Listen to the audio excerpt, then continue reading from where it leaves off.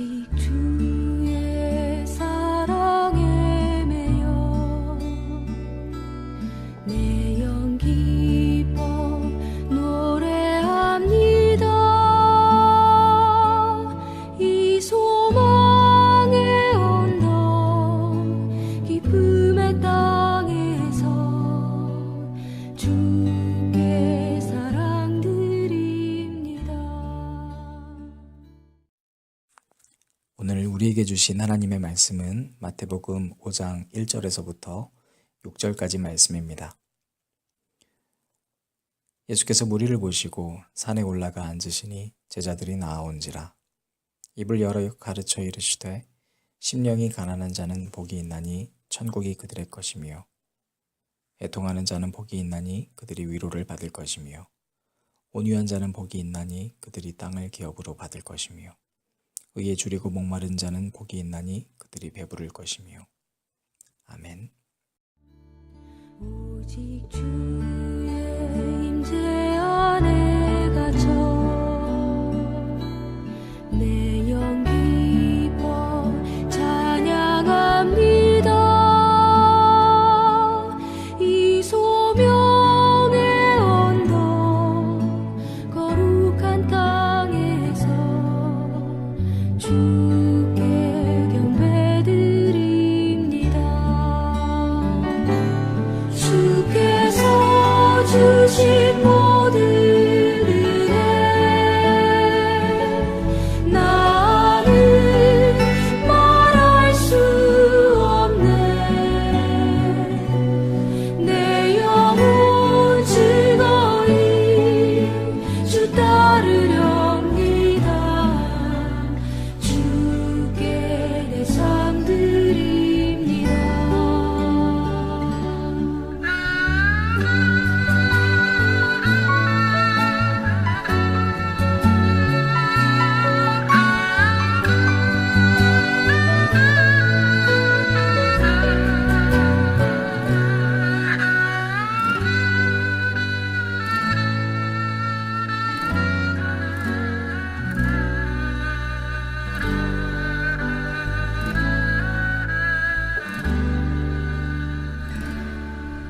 오직 주의 사랑에 매여 내 영 기뻐 노래합니다.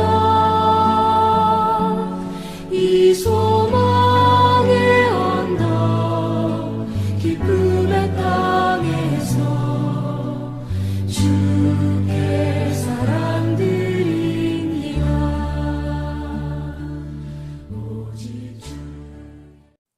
오늘도 하나님의 말씀이 저와 여러분에게 큰 힘과 위로가 되기를 주님의 이름으로 축원합니다. 어제 우리는 육의 것에 굶주리면 안 된다. 영적으로 굶주려야 한다. 그렇게 얘기했어요. 그래서 참된 가난이 회복되어야 한다.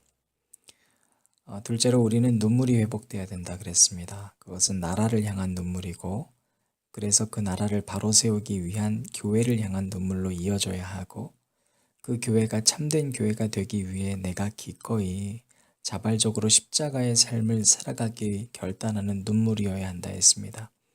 그런데 그 힘은 나에게 있지 않아서 하나님 너무 힘들지만 이 힘을 주십시오 하는 눈물이어야 한다 했습니다.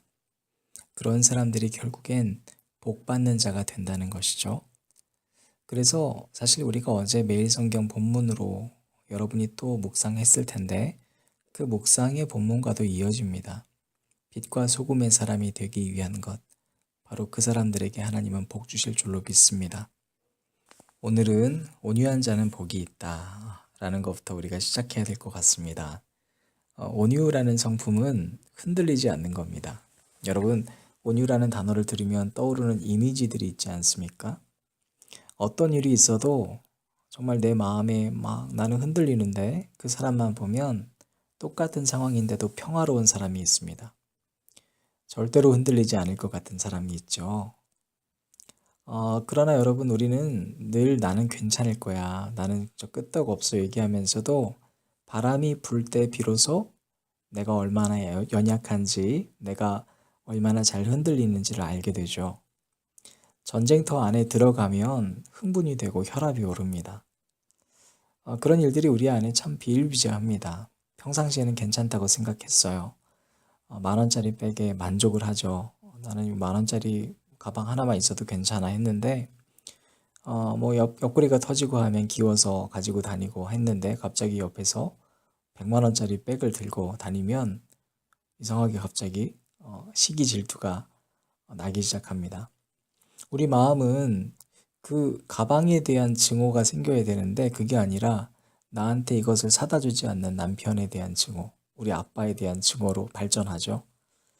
그래서 내가 온유한 사람이 되어가는가 아닌가를 점검하는 방법은 전쟁과 같은 상황에서 내 마음의 상태가 어떨까?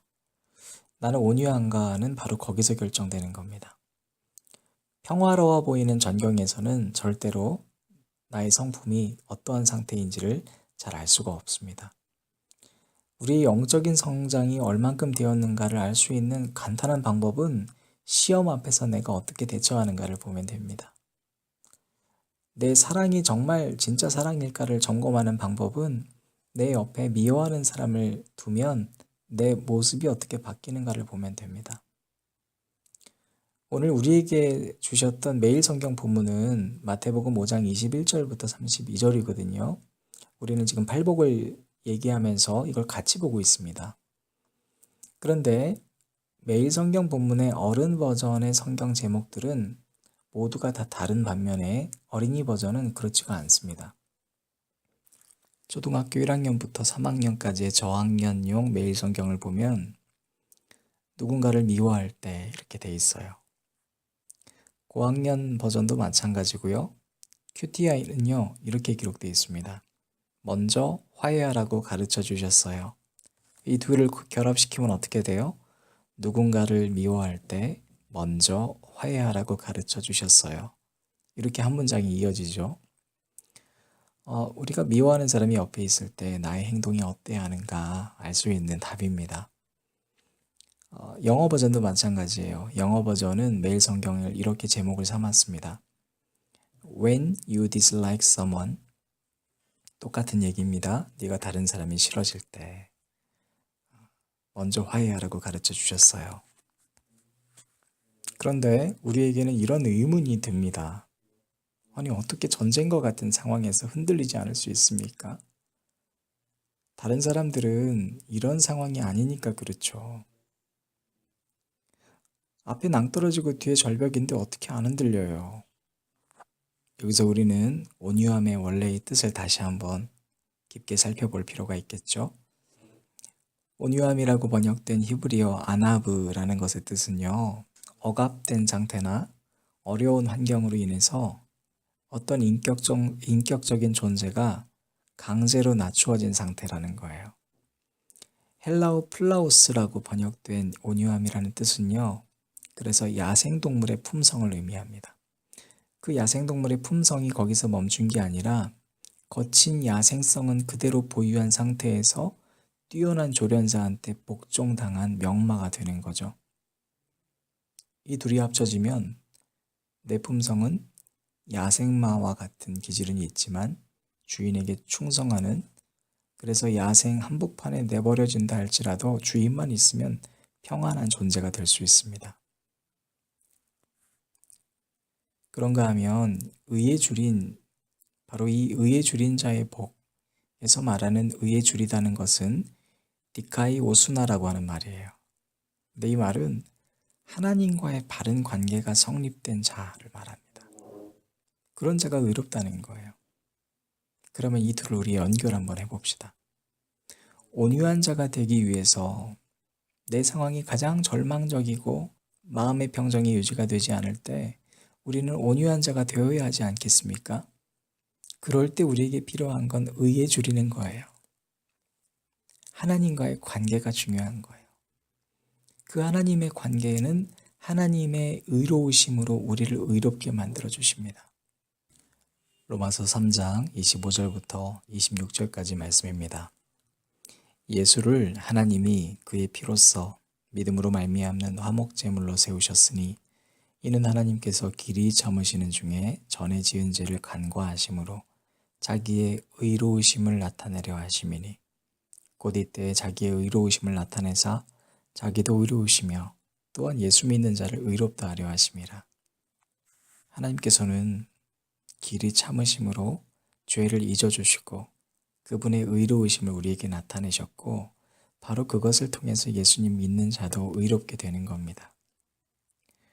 사랑하는 여러분, 온유한 자가 되시기를 축원합니다. 하나님께서 주시는 무한한 땅에서 자유함을 누리려면 그러기 위해서 그 땅이 야생임을 우리는 알고 있어야 합니다. 그곳에서 우리가 두려워하지 않아야 합니다. 온유해져야 합니다. 그러려면 우리는 우리를 위해서 화목제물을 세우시고 늘 참으시면서 우리의 죄를 잊어주시고 자기의 의를 드러내신 그 하나님을 갈망해야 합니다. 그러면 우리 앞에 놓여진 많은 장애물, 전쟁터와 같은 상황이 비록 놓여져 있다 할지라도 그 땅은 갈렙처럼 우리가 쟁취할 수 있는 땅이 될 줄로 믿습니다. 많은 사람들은 두려워서 피하는 그 땅이지만 갈렙의 눈에는 하나님과의 관계가 이미 성립되어 있기 때문에 약속의 땅이 되었던 것입니다. 우리 주인 되신 하나님이 오히려 나를 갈고 닦아서 전쟁터와 같은 이 나라와 교회들 가운데에서 저와 여러분을 사용하는 그러한 축복이 여러분 가득 있길 바랍니다. 2017년 저희 교회 표어는 복 있는 사람, 복 있는 교회였습니다. 정말 복된 교회가 되어야 되겠다. 그러려면 우리가 복된 사람이 되어야 되겠다 생각하면서 그해 가정신방을 하면서 느꼈던 점이 있습니다. 교회를 섬기면서 또 가정에서 섬기면서 회사에서 섬기면서 한 사람도 편안하다 하는 사람이 없었던 겁니다. 우리는 다 각자 전쟁터에 놓여진 고아와 같았습니다. 신방을 하고 다녀와서 그날 밤에 말씀 묵상을 할 때, 기도할 때 울지 않을 수밖에 없는 날들이 그해의 봄에 있었습니다. 어떤 가정은 사막 가운데 있었고 어떤 가정은 고지에 있었고 어떤 가정은 심해에 있었습니다.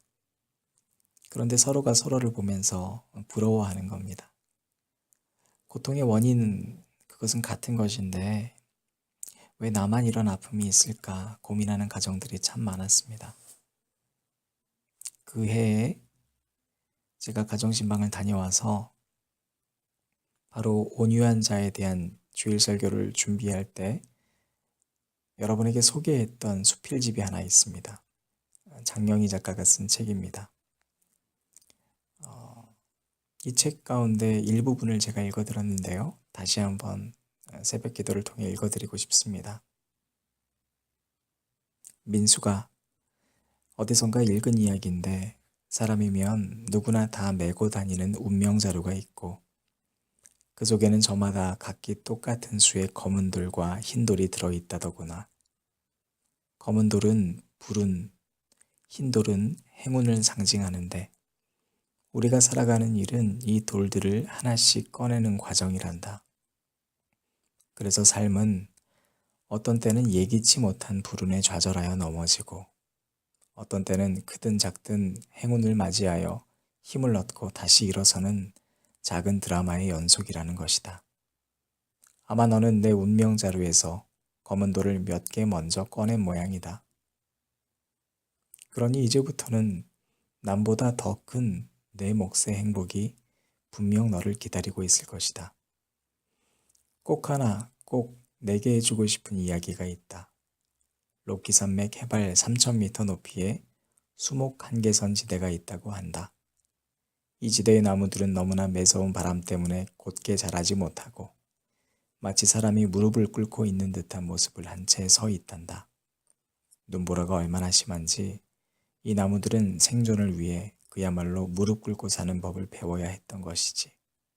그런데 민수가 세계적으로 가장 공명이 잘 되는 명품 바이올린은 바로 이 무릎 꿇은 나무로 만든다고 한다. 어쩌면 우리 모두는 온갖 매서운 바람과 눈보라 속에서 나름대로 거기에 순응하는 법을 배우며 제각기의 삶을 연주하고 있는 건지도 모른다. 이 수필을 읽어주면서, 그리고 또 저는 이 수필을 다시 한번 읽으면서 많은 무릎 꿇은 나무로 살아가고 있는 여러분들의 모습이 그려졌습니다. 광야 같은 세상에서, 전쟁터 같은 삶의 한복판에서 나를 의롭게 여겨주신 하나님과의 관계가 성립된 여러분들은 비록 비바람과 눈보라가 몰아쳐도 무릎을 꿇으며 그 자리를 지켜왔습니다. 반드시 하나님께서 그런 여러분을 이 시대의 명품 바이올린으로 성장시켜 주실 것을 저는 믿습니다. 여러 생명샘의 민수기 여러분, 힘을 내십시오. 저와 여러분이 당하는 고통은 어쩌면 먼저 그냥 검은 돌 몇 개 꺼낸 것뿐일 것입니다. 어차피 드라마가 더 멋진 드라마가 되려면 검은 돌이 있어야 흰 돌이 빛나는 법입니다. 그런데 여러분, 그 돌을 꺼내주신 분이 하나님이십니다. 그러니 하나님께서 만드신 드라마에서 가장 위대한 작가이신 하나님께서 만든 그 드라마의 주인공인 여러분은 그 고통을 통해 갈고 닦여져 이 시대 최고의 온유한 자의 복이 여러분에게 임할 것을 굳게 믿습니다.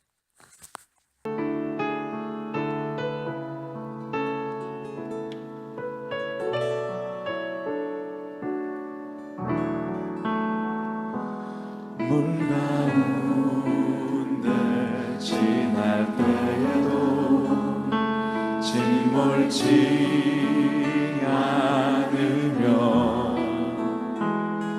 물 가운데 행할 때에도 너를 삼지 못하게 하시리 너를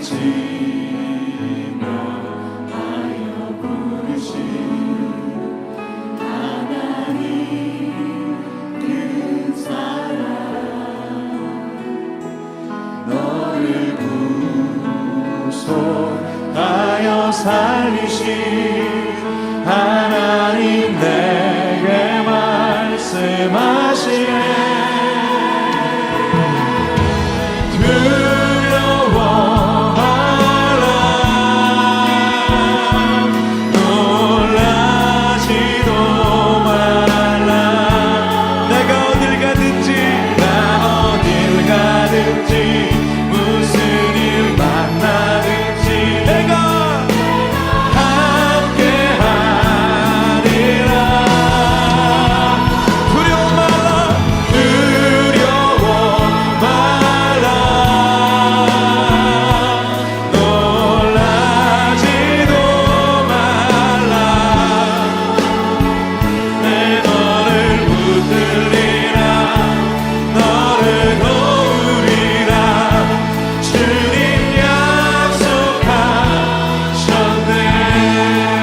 약속하셨네 물 가운데 지날 때에도 물 가운데 지날 때에도 침몰치 않으며 침몰치 않으며 불 가운데 행할 때에도 그 가운데 행할 때에도 너를 삼지 못하게 하시리 너를 삼지 못하게 하시리 너를 지명하여 부르신 너를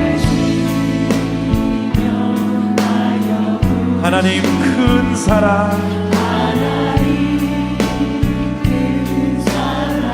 너를 구속하여 살리신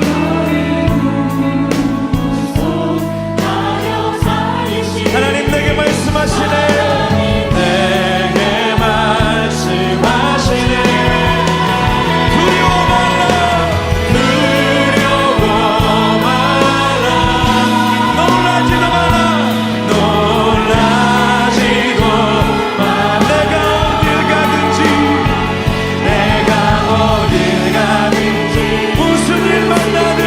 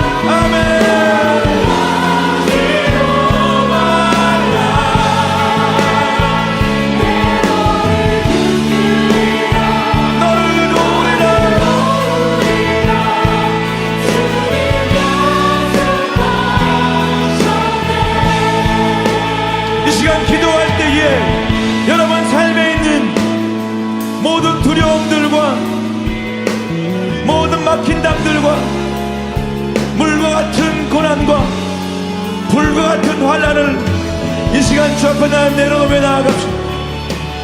우리를 돌보시고 보호하시는 하나님, 내가 너를 지명하여 불렀나니 너는 내 것이라 약속하신 하나님, 그 의로운 손으로 우리를 돌보시는 주님께 다 내려놓으며 나아갑시다. 주여, 세 번 크게 부르짖으며 기도하고 나아갑시다. 주여,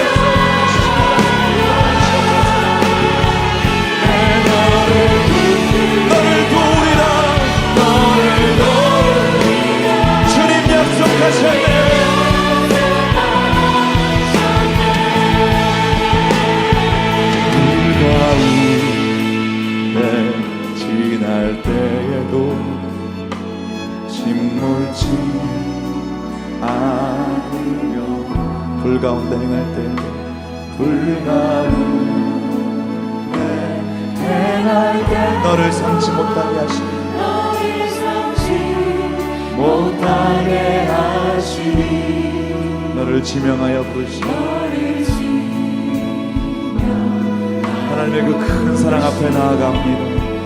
하나님 큰 사랑 아멘. 주의 손에 맡겨드립니다.